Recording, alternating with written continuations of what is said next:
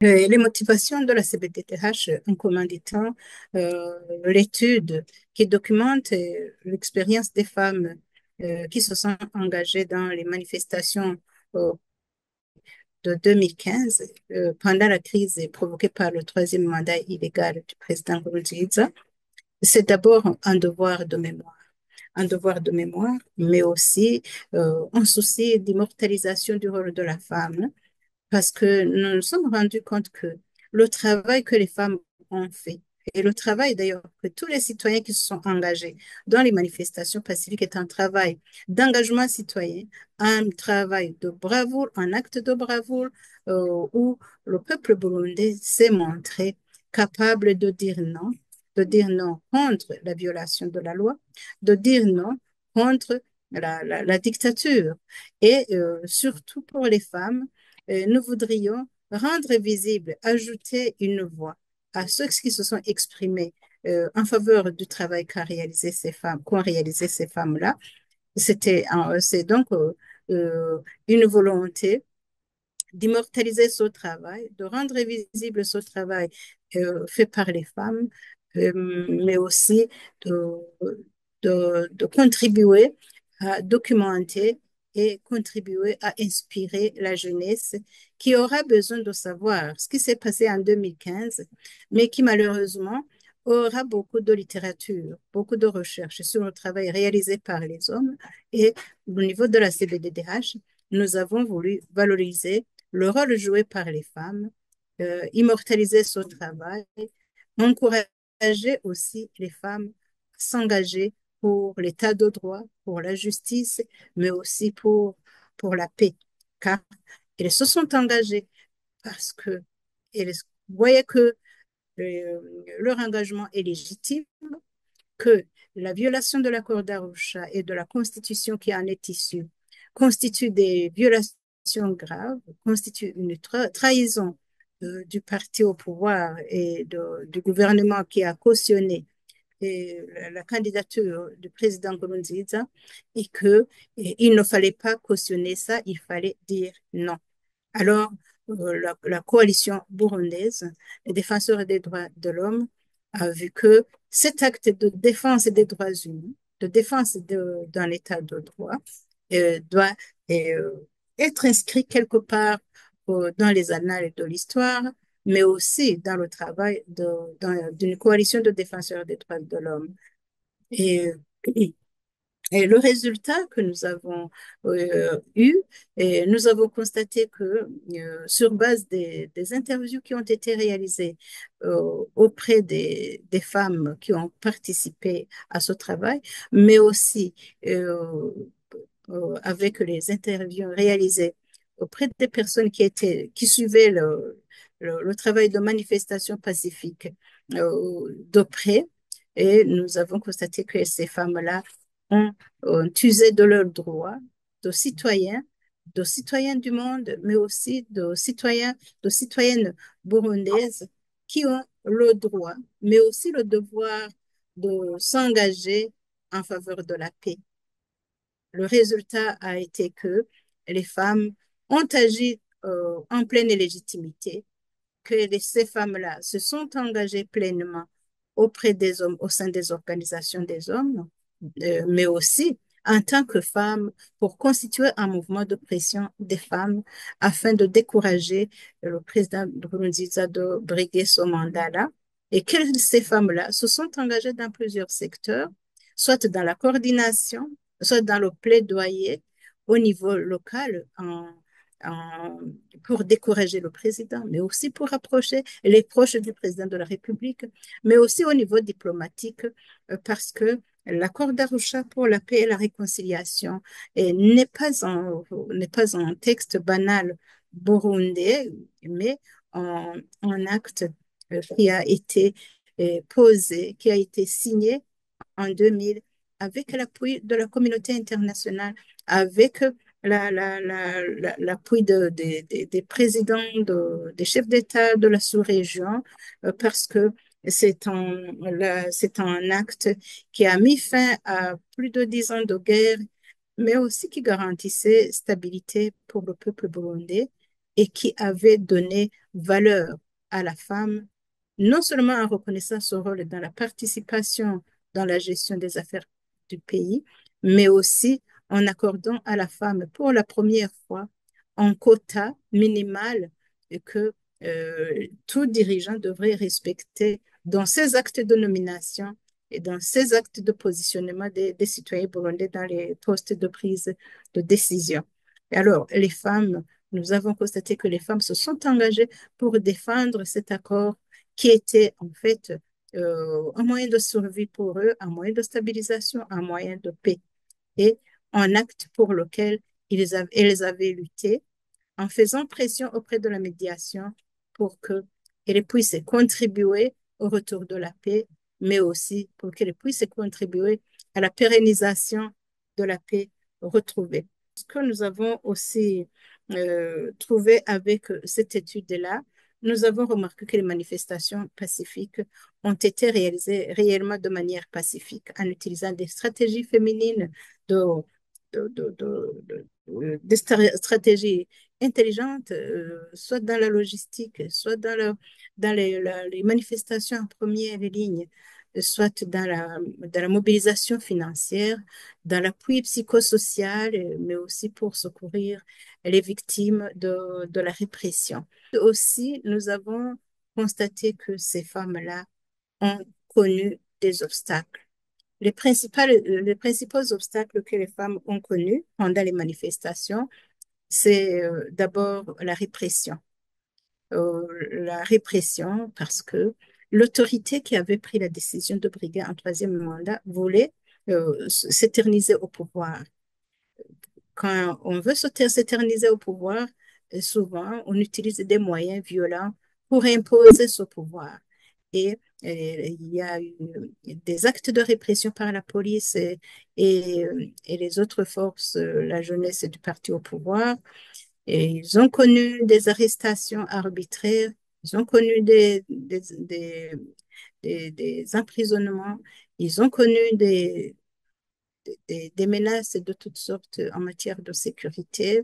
Leurs maris, leurs frères, leurs enfants ont été euh, arrêtés,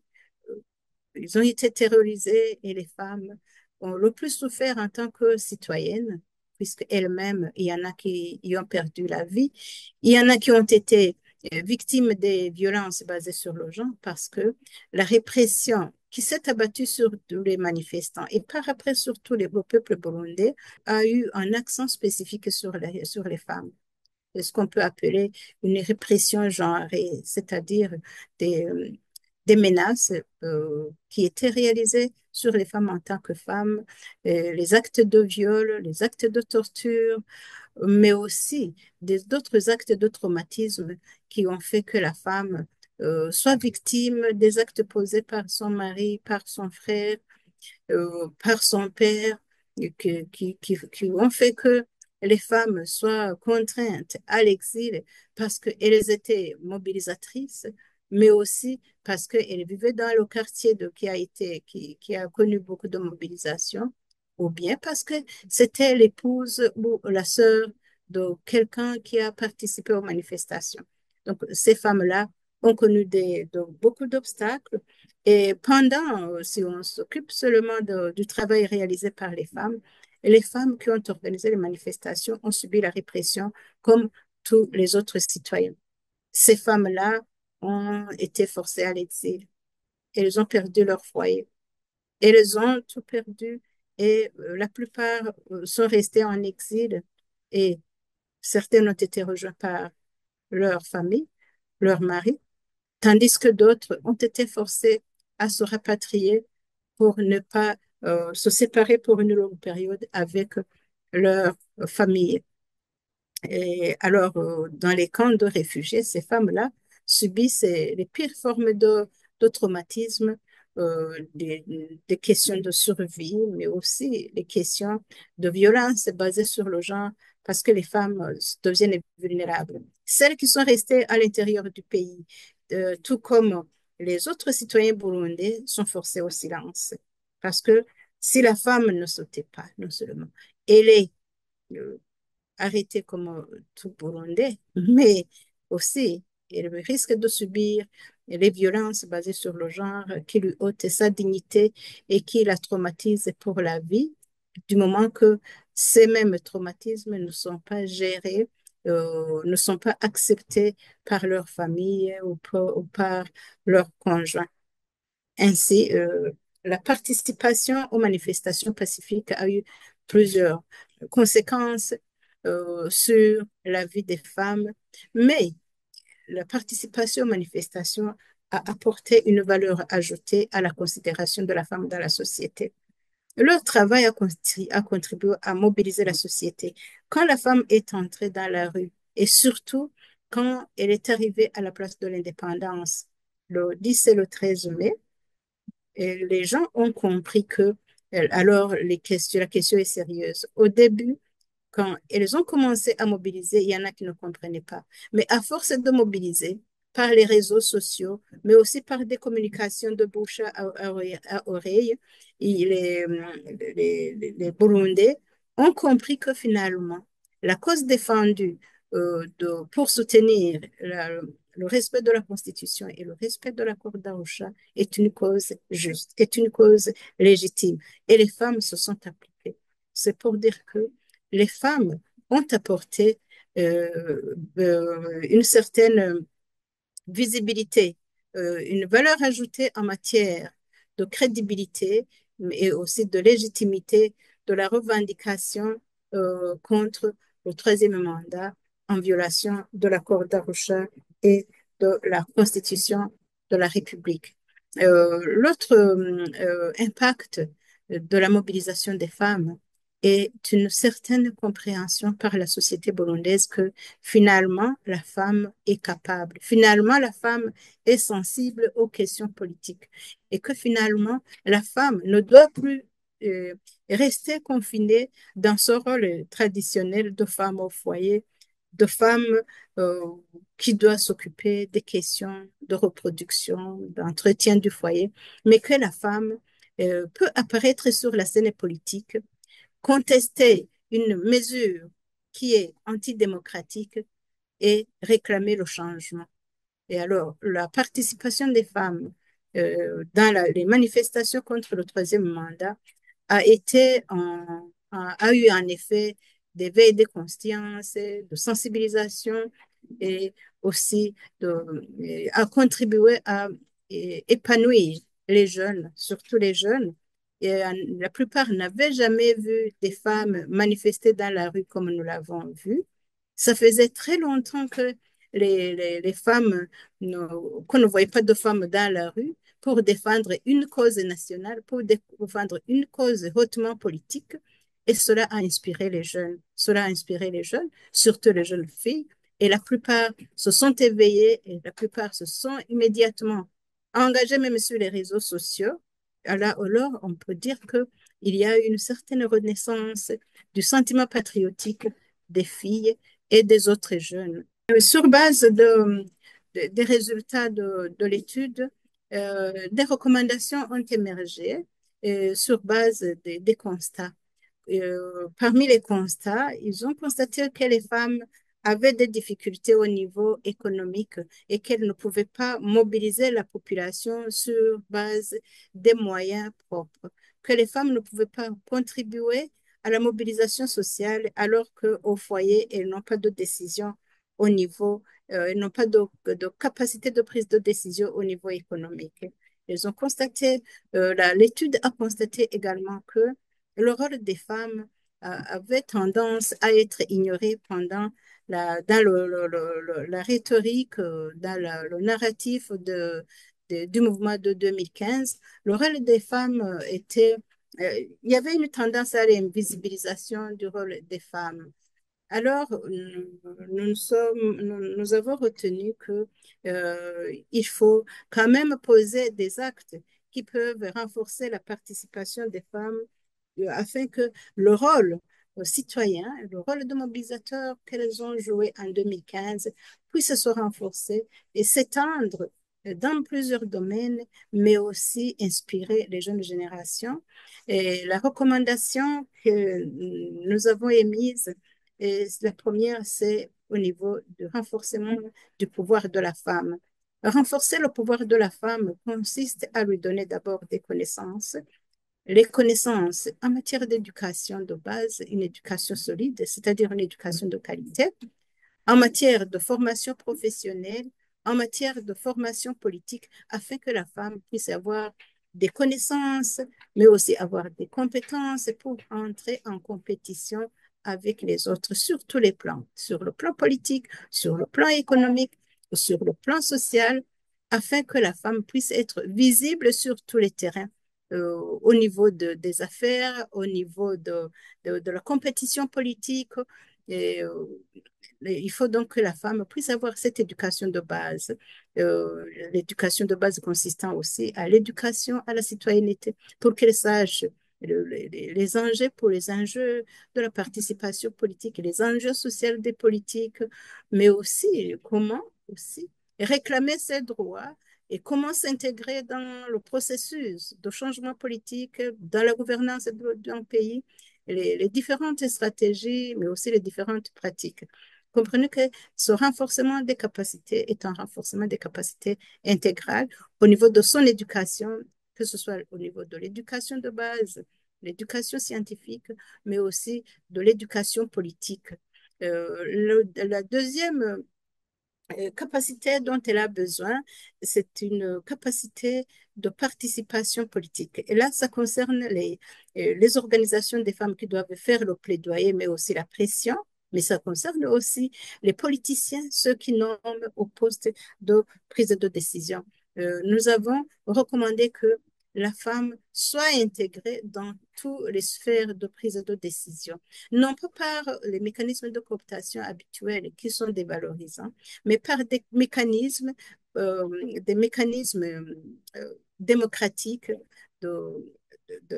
d'accès au pouvoir de la base au sommet, en permettant à la femme de faire une compétition avec les hommes, mais aussi en encourageant les hommes à respecter l'engagement des femmes et à reconnaître les femmes comme partie prenante de la vie sociale et comme entité nécessaire dans la gouvernance du pays. Ainsi, les femmes pourront euh, faire compétition avec les hommes, mais aussi accéder au pouvoir à tous les niveaux de l'administration, dans tous les secteurs de la vie, en étant promues par ses compétences, par ses capacités, et non par la cooptation qui découle souvent du favoritisme. L'autre capacité dont elle a besoin, c'est le pouvoir économique. Elle a besoin de moyens. Et les moyens de la femme sont très limités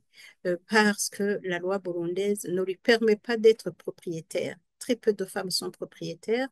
et surtout la majorité des femmes au niveau local, si la femme n'a pas la chance d'avoir un revenu qui lui donne des biens, des propriétés qui lui sont propres, la femme n'a pas le droit d'hériter de ses parents et d'avoir des propriétés au niveau local où elle peut prendre une décision. Alors, la femme, euh,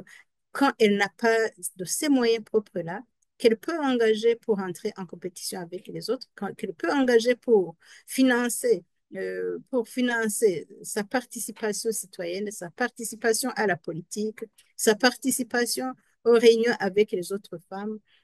Comprenez qu'elle perd beaucoup, elle doit recourir à son frère, à son mari, à ses parents. Et même si elle a quelque chose comme héritage, elle reste usufruitière, elle n'a pas le droit de vendre, elle doit engager un combat. Et cela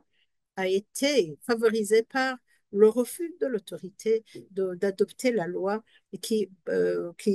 inclut l'héritage, le droit à la propriété,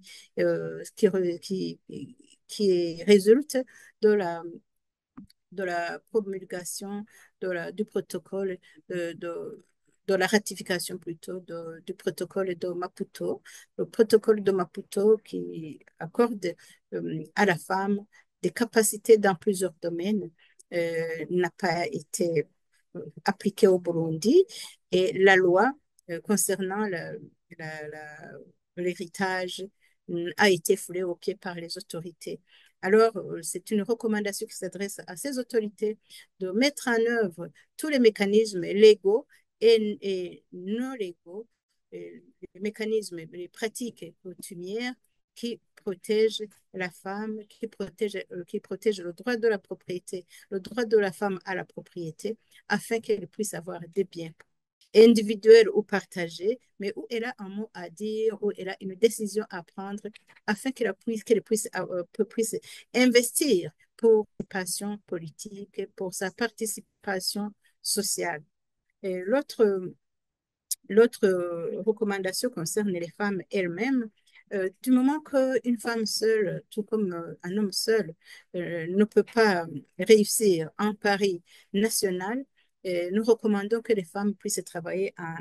association. Si les femmes s'associent et qu'elles travaillent en communauté, que ce soit au niveau économique, au niveau des microfinances, au niveau des projets communs, la femme peut avoir la capacité de s'engager politiquement, la capacité de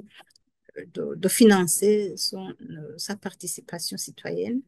mais aussi le travail en association peut aider à hausser la voix des femmes, à amplifier la voix des femmes au niveau du plaidoyer. Donc, il y a donc la recommandation à l'unité, la recommandation à l'unité, à la solidarité, au partage d'expériences entre les femmes, mais aussi entre associations des femmes au niveau interne et au niveau externe. Cela donne de la force à la voix des femmes, mais aussi à leur contribution, parce que les femmes peuvent même s'engager à